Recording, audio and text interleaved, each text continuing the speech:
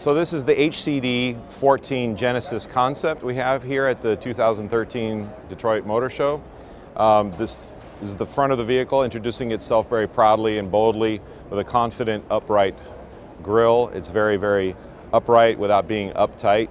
We have a very jewel-like appearance to the headlights, beveled turn under to give an alert and ready expression. And the corner air intakes have functioning aerofin inlets that help cool the brakes and encapsulate the fog lamps. We're looking at a proportion here that's classic rear-wheel drive in very desirable proportions. A very long hood, a very long wheelbase, a very low-slung kind of car. And we're very, very proud of the proportions that we've able to achieve with this. And we also inserted or peppered a bit of this idea of a cat with its ears pinned back, right? So we have this long, sleek look to the car.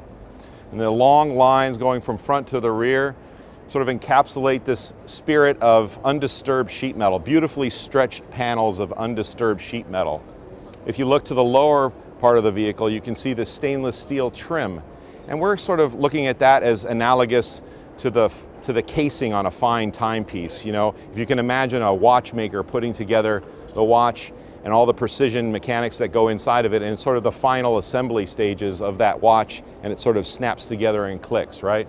The proportions are very, very sleek towards the rear, very coupe-like, and it ends in this very, very sharp crease deck lid edge that says goodbye to the wind in effortless fashion. A lot of the themes in the rear of the vehicle are repeated from the front with the beveled crystal-like taillight and the exhaust surround to the vehicle.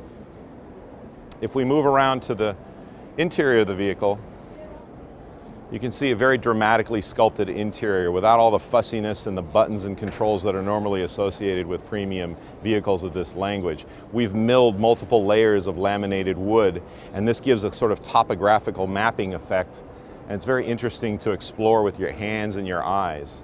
So we have a very interesting and innovative HMI system, human-machine interface, which sounds very techy, but in essence, for the greater goal of this system, we're looking at trying to incorporate a very, very safe system as well. So we've achieved or incorporated eye tracking in combination with gesture control, and the combination of these two things working simultaneous or in concert with one another gives a very natural and intuitive feel to the interaction of the vehicle.